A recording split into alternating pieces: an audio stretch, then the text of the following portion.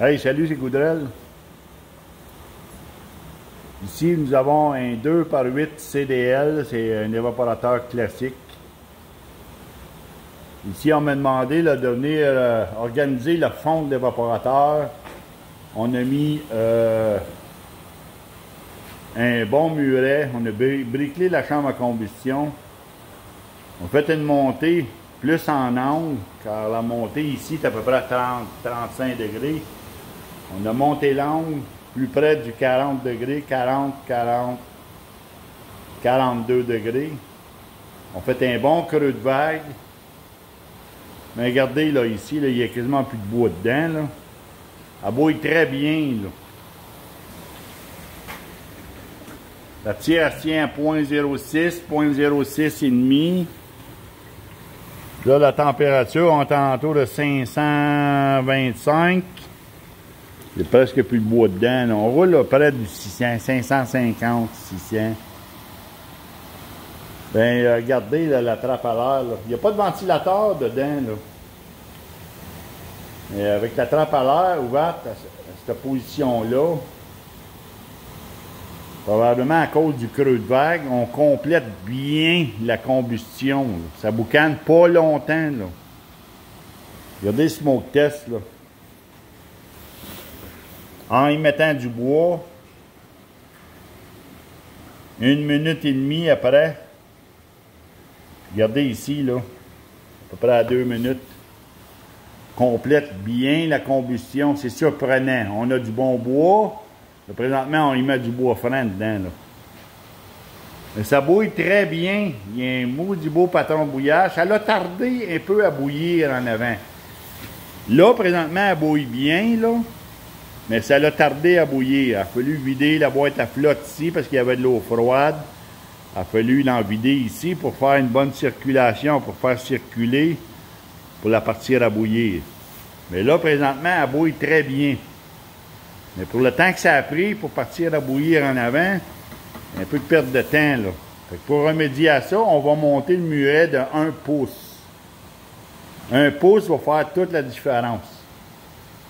Puis là, présentement, on utilise la clé assez fort, là, pour la faire bouillir en avant, là. On le met la clé dessus, là, presque au maximum, là, regardez, là. Puis là, elle est en grand vent. Aujourd'hui, ils ne vendent pas, mais c'est juste que l'arrêt, la retenue des gaz sous les pannes est plus intense. C'est pour ça que ça bouille bien en avant. Mais quand il va monter son muret, il n'aura pas besoin d'utiliser la clé aussi fort. Mais présentement, là, ça fonctionne très, très bien, là. Regardez le drive control. La tire, là, elle se maintient autour de 0.06. Ça va très bien, là. Pour un évaporateur classique, je vais vous dire, moi, là, c'est bien surprenant. Le CDL classique, il me surprend. C'est pas la première que je fais. Puis on m'a souvent surpris, là. J'ai vu, moi, là, avec un ventilateur, le 2x8 de CDL, sortir à 81% d'efficacité, là. Mais ici, là, il est très près, là. On parle de 1%. Ici, il a sorti avec un CO2 de 12,5-13.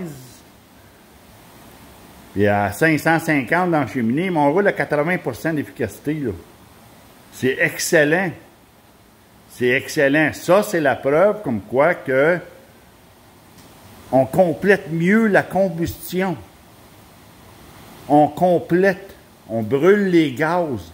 On n'envoie pas la chaleur dans la cheminée pour rien. Pourquoi envoyer la chaleur dans la cheminée quand on peut utiliser la même chaleur sous les pannes? C'est là qu'on a besoin de la chaleur, pas dans la cheminée. Donc ici, on fait la preuve comme quoi que l'évaporateur complète bien sa combustion sous les pannes. Puis ça paraît, là, parce qu'on a un beau patron de bouillage, ça bouille bien dans la panoplie. C'est excellent, là. C'est excellent. À l'automne, on va venir y installer, là, un ventilateur dessus. Il va juste augmenter sa production, il va juste augmenter là, son efficacité. C'est ça que ça va faire. Puis il va consommer moins de bois. Ça va changer son ratio. Là, énormément. Fait que c'était ça la petite vidéo d'aujourd'hui. Je vous laisse là-dessus. Salutations.